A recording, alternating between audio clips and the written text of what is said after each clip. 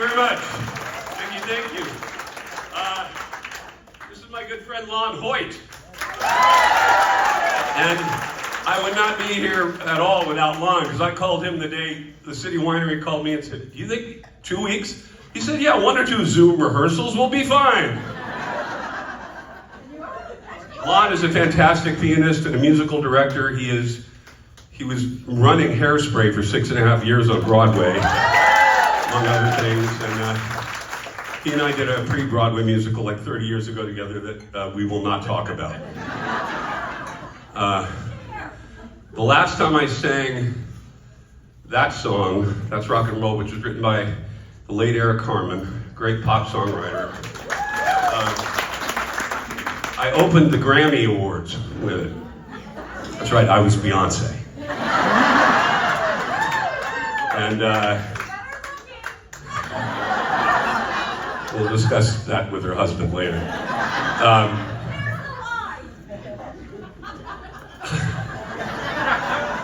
More wine for table 9. Thank you.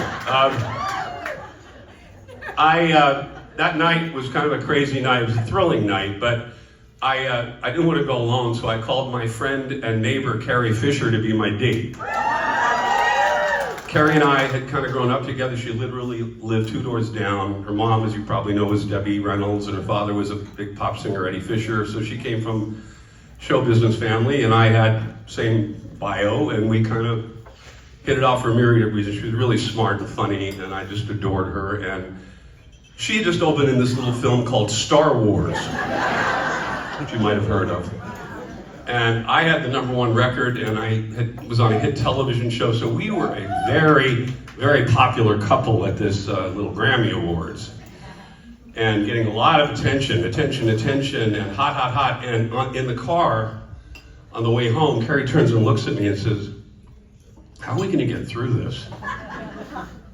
And believe me, that is something I had been thinking about already for quite a long time, because you have to understand, in the context of my world, what had happened to me just was like completely unprecedented, because everybody, you would think now, the like family that's successful. My father was a Tony Award winner, my mother won an Academy Award at 25, my big brother David was like the biggest pop star in the world, and you would think this would have been, oh, golden passkey to success, but the opposite was true then. Literally everyone said to me, there is no way in the world you are ever going to have a hit record or get on a TV show. It's just never going to happen for you. Because it's not like now where like one successful Kardashian begats like 20 more. It was the opposite then. I mean, especially with the brother-to-brother thing. Just ask Chris Jagger, ask Mike McCartney. It was not a good thing. But I'm my mother's son, and I hear you can't do something. And I'm like, no, I'm getting pissed off now.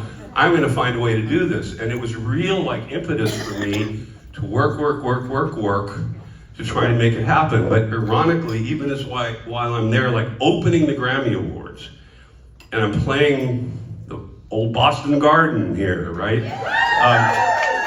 And the Astrodome and Madison Square, all those massive places, I'm thinking, I don't think I really want to do this.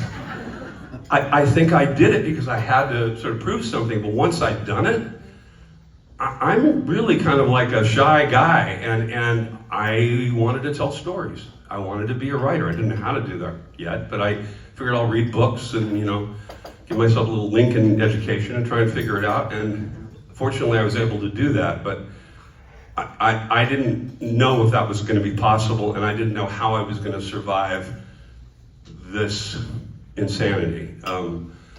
Anyway,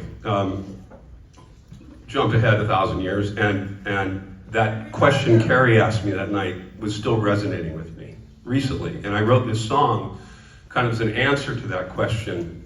Like, how do we get through the crazy, terrifying, uncertain times that some of you may be feeling in some ways right now?